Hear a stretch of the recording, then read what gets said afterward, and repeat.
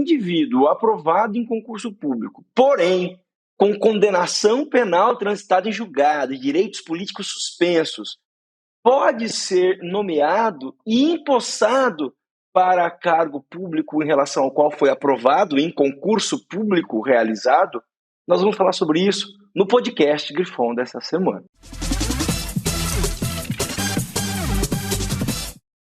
O Supremo Tribunal Federal, ao interpretar a previsão do artigo 15, inciso 3º da Constituição Federal, que estabelece que o indivíduo condenado em sentença penal transitada em julgado terá os direitos políticos suspensos enquanto durar os efeitos da sentença criminal, entendeu que essa previsão e a consequente suspensão dos direitos políticos não pode ser interpretada como uma proibição absoluta para que o indivíduo condenado judicialmente por um crime e em regime de execução de pena seja aprovado, consequentemente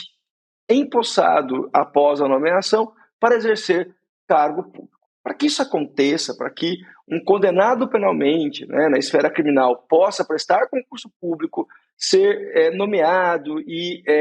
empossado e iniciar as atividades junto à administração pública, é preciso verificar a natureza do crime praticado. Se não há incompatibilidade entre o crime em relação ao qual foi praticado e houve a condenação e as atribuições do cargo que será exercido. Por exemplo, um indivíduo que foi condenado por um crime de corrupção ativa, passiva,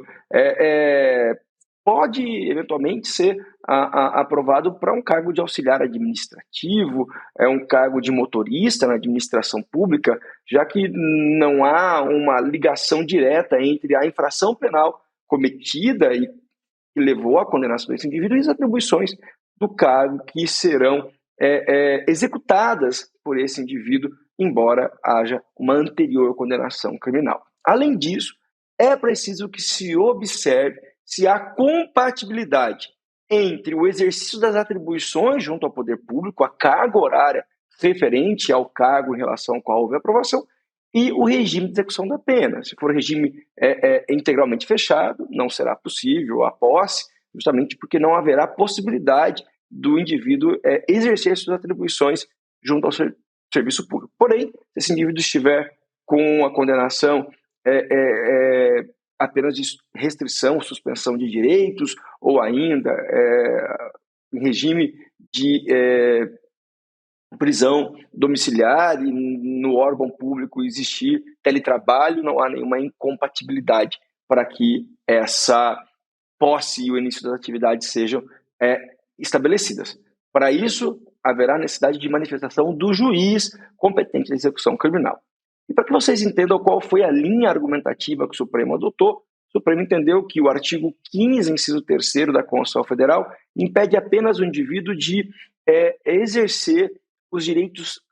diretamente relacionados à cidadania, ou seja, o direito de votar e de ser votado. Não implica suspensão, restrições de outros direitos, como, por exemplo, de participar de um certame, de um concurso público e ser aprovado, ser nomeado e empossado para o cargo público. Além disso, é importante que a administração pública promova a reinserção de condenados penais para que eles possam, após a execução da pena, ou ainda durante o regime de execução criminal, ser reinseridos na sociedade e ter uma vida de retidão, uma vida de compatibilidade com as normas vigentes, em especial as normas penais, e a observância, consequentemente, dos seus direitos de natureza civil e social, como o direito ao trabalho, o direito à proteção de sua imagem e demais direitos de natureza fundamentais. Portanto, não há uma restrição absoluta para que o indivíduo que tenha sido condenado e esteja cumprindo a sentença penal possa prestar concurso público e, se aprovado, ser nomeado, empossado e iniciar o exercício de suas atribuições. Repito, e para que isso aconteça na prática, haverá necessidade de atuação, de averiguação de uma decisão do juiz de execução penal que ateste a compatibilidade de horários entre a as atividades a serem desempenhadas em razão do cargo para o qual houve aprovação em concurso e o regime de execução de pena, e também não se admite que haja uma possibilidade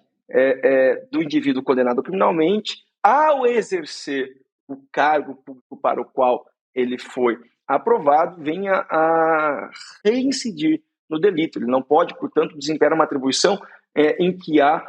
ligação com o crime anteriormente praticado em relação ao qual ele foi criminalmente condenado. Eu espero que você tenha gostado do podcast Grifão da Semana, um tema extremamente polêmico que ocupou muito os ministros do Supremo Tribunal Federal e que agora já tem um entendimento pacificado, e nós trouxemos aqui para você se inteirar, se informar e se atualizar desse conteúdo. Assim como acontece nos demais podcasts, eu quero que você saiba que toda semana nós temos um conteúdo atualizado, publicado no podcast Grifão, e eu peço para que você, caso você ainda não tenha feito isso, obviamente, ative a notificação no nosso canal no YouTube, na sua plataforma de streaming digital, como Spotify, para que na semana que vem, quando um novo podcast for publicado, você receber a informação de modo imediato. Além disso, essa notificação faz com que mais pessoas conheçam o nosso trabalho, porque as plataformas entendem que o nosso trabalho é relevante, e de fato ele é mesmo. Então, colaborem com a gente agradece muito. E também convido aqui para que vocês conheçam o EAD Grifon, que é um portal de educação à distância com uma série de cursos de capacitação focado em agentes públicos, agentes políticos e todos os cidadãos que querem aprender mais sobre a administração pública brasileira, sobre a atuação da gestão pública, sobre os municípios brasileiros e seus agentes. Você pode se matricular nos cursos por meio do endereço que aparece aí na tela, realizar as atividades que estão lá propostas, começar já, inclusive, e ao final receber um certificado de capacitação da Grifon. A gente volta na semana que vem com mais um podcast. Até lá. Tchau, tchau.